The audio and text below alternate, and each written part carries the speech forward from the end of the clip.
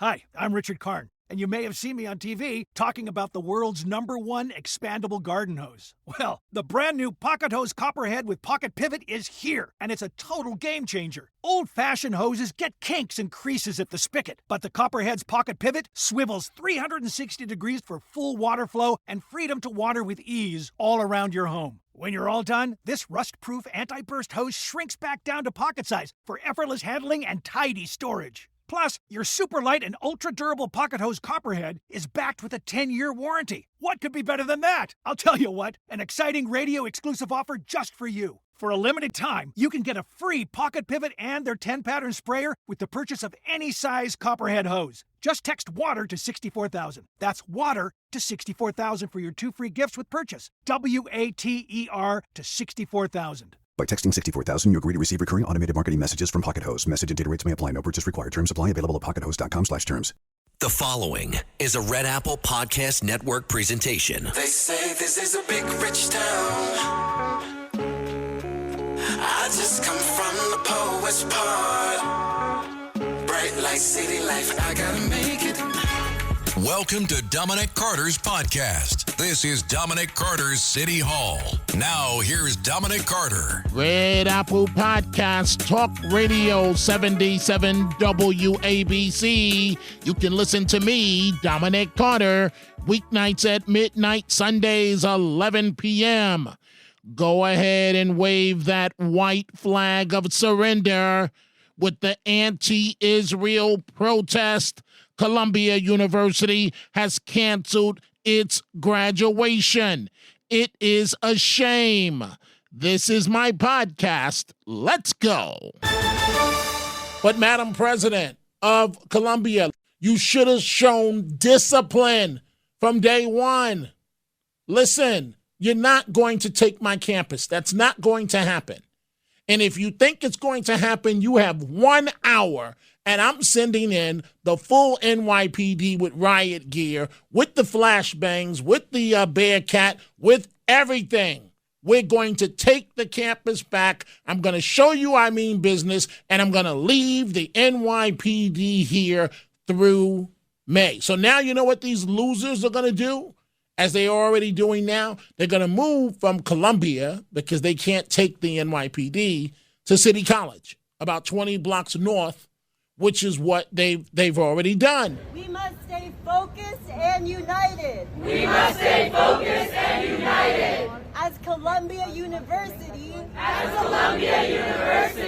Bombs Rafah. And makes money. Off of each bomb that they drop. They are profiting. Off of every single murder they commit. Security concerns stemming from these anti-Semitic protests have led to Columbia playing its hand in the worst possible way, canceling its main graduation event in a move that former President Donald Trump says should not happen. Madam President of Columbia, realize it or not, you are telling these protesters they have won. Yes, Columbia is going along the same path of what some other institutions of higher learning have done, and that is cancel their graduations. But I always thought in New York we lead by example. In essence, you are encouraging protesters to continue. They now know how to get under your skin. Columbia, say it ain't so. Who is possibly advising you? Let's focus on the anatomy of how it all got to this point. Just about 72 hours before canceling graduation, the president of Columbia released a 3-minute taped statement on social media, even mentioning her Muslim background. Here it is. These past 2 weeks have been among the most difficult in Columbia's history. The turmoil and tension, division and disruption have impacted the entire community. You, our students, have paid an especially high price. You lost your final days in the classroom and residence halls, For those of you who are seniors, you're finishing college the way you started, online. No matter where you stand on any issue, Columbia should be a community that feels welcoming and safe for everyone. We tried very hard to resolve the issue of the encampment through dialogue. Many people who gathered there were largely peaceful and cared deeply about the humanitarian crisis in Gaza. Academic leaders talked with students for 8 days and nights.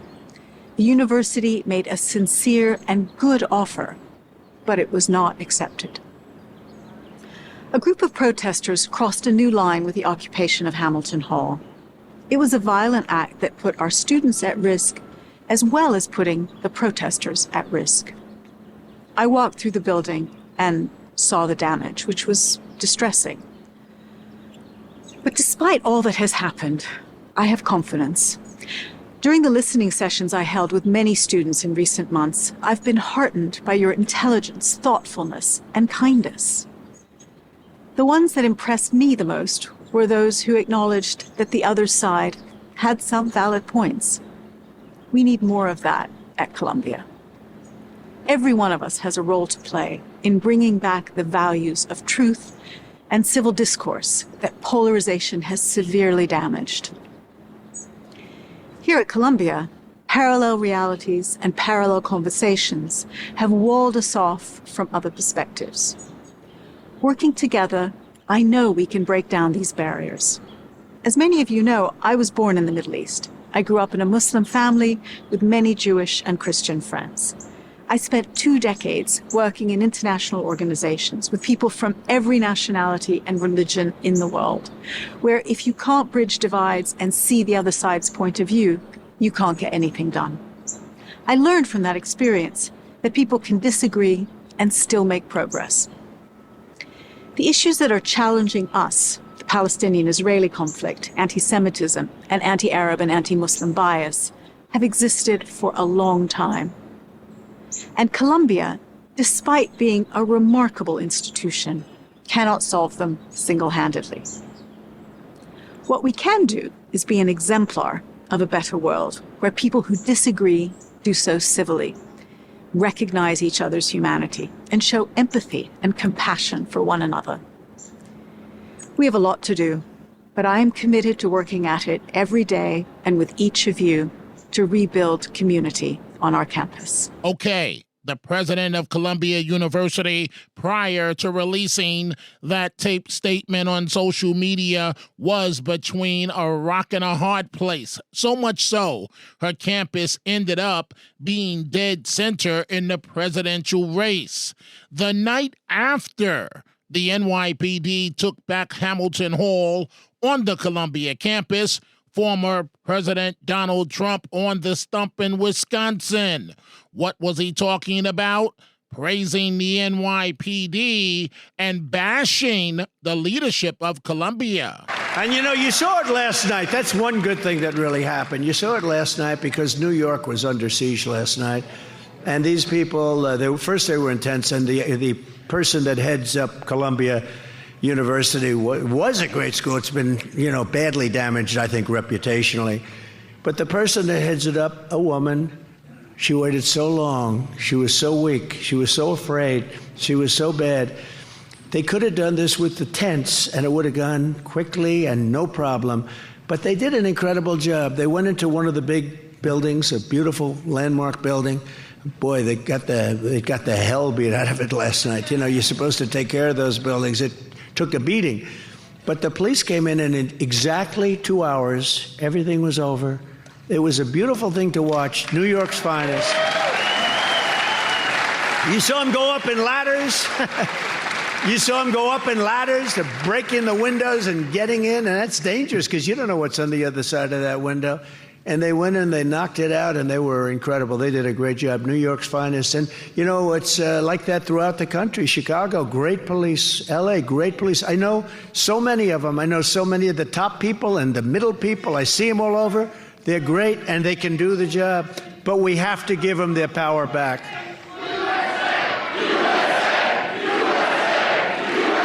A Again, keep in mind, Trump took that message about Columbia National in that stump speech in Wisconsin. Also, the day after the NYPD took back Hamilton Hall on campus, New York City Mayor Eric Adams went before the media blaming outside agitators. And I know that there are those who are attempting to say, well, the majority of people may have been students. You don't have to be the majority to influence and co-op an operation. That is what this is about. And so if we want to play the word police, you could do so. I'm going to play the New York City police, where we're going to protect our city from those who are attempting to do what is happening globally. There is a movement to radicalize young people, and I'm not going to wait until it's done and all of a sudden acknowledge the existence of it. This is a global problem that young people are being influenced by those who are professionals at radicalizing our children, and I'm not going to allow that to happen as the mayor of the city of New York. So the men and women of the New York City Police Department should be proud of yourself. At the request of Columbia University, after speaking with them throughout the week, at their request and their acknowledgement that outside agitators were on their grounds training and really co-opting this movement, at their request, we went in and conducted an operation to allow Columbia University to remove those who have turned the peaceful protest into a place where anti-Semitism and anti-Israel attitudes were pervasive. Approximately 300 people were arrested at Columbia and City College. We are processing the arrests to distinguish between who were actual students and who were not supposed to be on the ground. And we pointed out yesterday, these external actors with a history of escalating situations and trying to create chaos. Not to peacefully protest, but create chaos. If you were at City College and you saw the bottles, the garbage cans, the other items that were thrown at police officers, those police officers showed a great level of discipline to not allow this to evolve to an out-of-control situation. As we pointed out yesterday, they are attempting to disrupt our city, and we are not going to permit it to happen. And we're proud to say they have been removed from the campus. The NYPD's precision policing ensured that the operation was organized, calm, and that there were no injuries or violent clashes. And to be clear, this is not our analysis of what took place last night. National independent journalists acknowledged what the police department did yesterday, and they were on the ground to see it. And I want to be clear that we will continue to use this level of professionalism. And we saw the intersectionality of all the things we have been working on. Drones allowed us to do a complete analysis of the Hamilton building and the location. We were able to know how to precisely go in and conduct the operation. Making sure the encryption of our radios, because they were not able to monitor and hear our deployment tactics, it allowed us to have the element of surprise that we went on the ground. Training with our CRT team, precisionally knowing how to go in and conduct a professional operation. We didn't wake up and executed a plan. This is a plan that has been put in place since January 2022, when we understood our police department had to be prepared for uncertainties like this. And so the request we received in writing could not have been clearer. While those who broke into the building did include students, it was led by individuals who are not affiliated with the university. The school needed the NYPD's assistance to clear Hamilton Hall and the encampments outside. A dual operation on the grounds that took place successfully. Clearing the tents, taking back and reclaiming Hamilton Hall. And we said from the beginning that students have a right to protest, and free speech is the cornerstone of our society.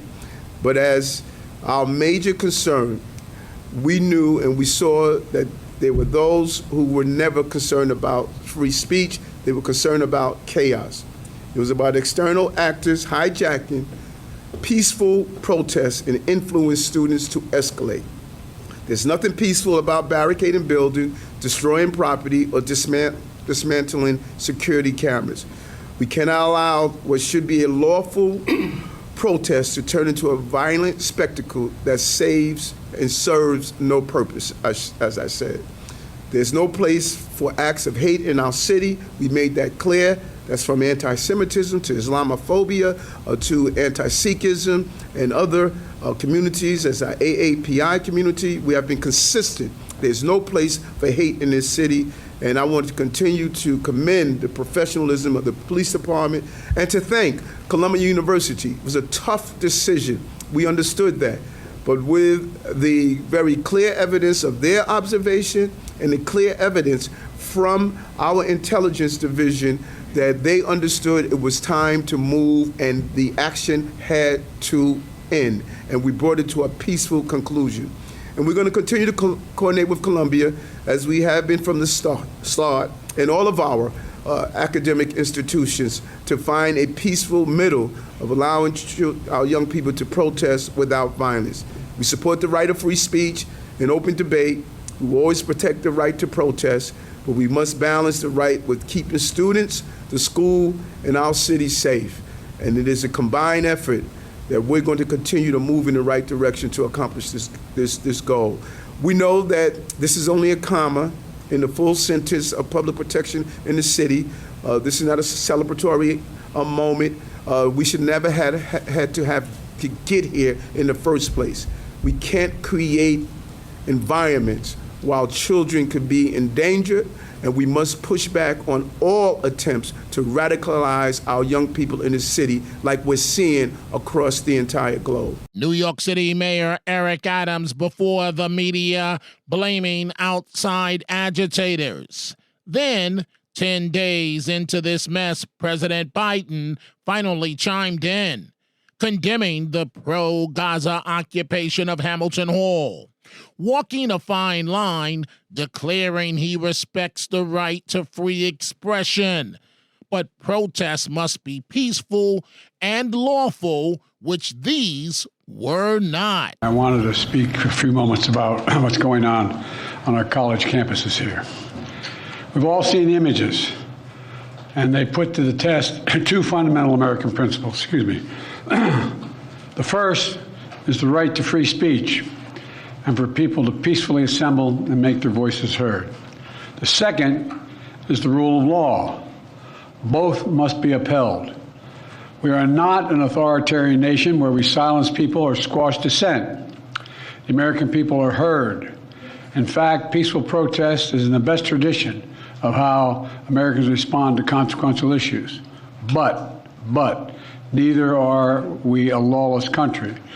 We are a civil society, and order must prevail. Throughout our history, we've often faced moments like this because we are a big, diverse, free-thinking, and freedom-loving nation. In moments like this, there are always those who rush in to score political points. But this isn't a moment for politics. It's a moment for clarity. So let me be clear. Peaceful protest in America. Violent protest is not protected. Peaceful protest is. It's against the law when violence occurs. Destroying property is not a peaceful protest. It's against the law. Vandalism, trespassing, breaking windows, shutting down campuses, forcing the cancellation of classes and graduations. None of this is a peaceful protest. Threatening people, intimidating people, instilling fear in people is not a peaceful protest. It's against the law. Dissent is essential to democracy, but dissent must never lead to disorder or to denying the rights of others so students can finish the semester and their college education. Look, it's basically a matter of fairness. It's a matter of what's right. There's the right to protest, but not the right to cause chaos. People have the right to get an education, the right to get a degree, the right to walk across the campus safely without fear of being attacked. But let's be clear about this as well. There should be no place on any campus, no place in America for anti-Semitism or threats of violence against Jewish students. There is no place for hate speech or violence of any kind, whether it's anti-Semitism, Islamophobia, or discrimination against Arab Americans or Palestinian Americans. It's simply wrong. There's no place for racism in America. It's all wrong. It's un-American. I understand people have strong feelings and deep convictions.